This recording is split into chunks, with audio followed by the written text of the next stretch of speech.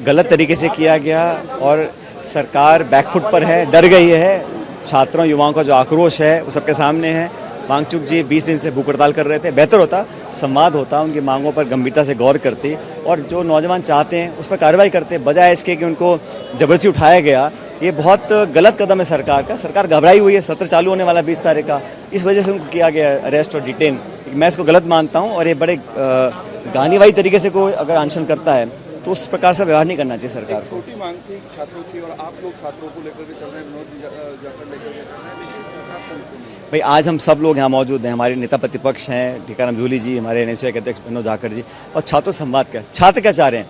न्याय चाहिए, विश्वास वाला सिस्टम चाहिए और जिन्होंने गलती की है उनको सजा होनी चाहिए। इस बात को सरकार मानने को तैयार ही नहीं है। सचिन पायलट, राहुल गांधी तमाम देश में जा रहे हैं, जूली भी जा रहे हैं, तमाम लोग जा रहे हैं, लेकिन सरकार भाई सरकार को सुनना पड़ेगा। कब तक नहीं सुनेंगे? जितने करोड़ों करोड़ परिवार हैं, नौजवान हैं, उत्तेजित हैं, आक्रोशित हैं, उन सबकी सुनना ये सरकार की जिम्मेदारी है और सरकार को मजबूर करेंगे। सरकार कब तक भागेगी हमसे?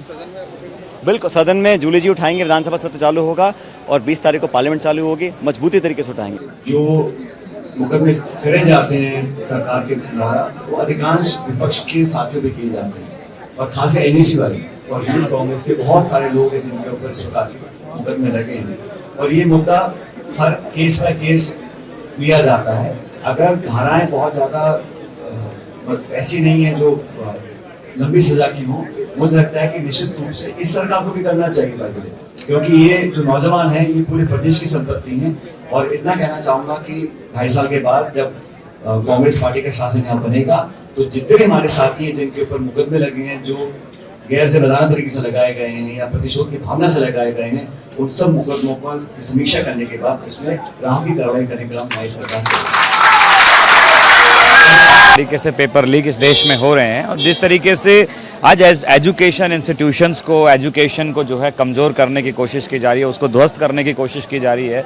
सरकार की कानों पे जूं तक नहीं रेंग रही है। नीट पेपर लीक के कारण 23 से ज़्यादा छात्र छात्राओं ने सुसाइड कर लिया। उनके परिवारों से सरकार जो है संवाद नहीं करती है, उनको सांत्वना नहीं देती है, उनको कोई हमरा नहीं बनाती है।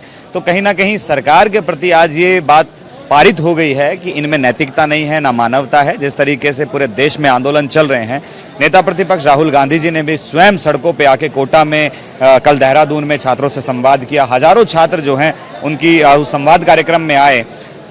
जंतर मंतर पे सोनम वांगचुक जी को जिस तरीके से उठाना, ये एक तरीके से लोकतंत्र की हत्या है, संविधान की हत्या है। मुझे लगता है लोकतंत्र में सबको अपनी आवाज़ उठाने का अधिकार है, सबको अपनी बात कहने का अधिकार है। ये कॉन्स्टिट्यूशनल। आपके राज्य की खबरें, आपके शहर की खबरें सबसे पहले जानने के लिए देखते रहें अमर उजाला। चैनल को सब्सक्राइब जरूर कर लें और पाएं हर अपडेट।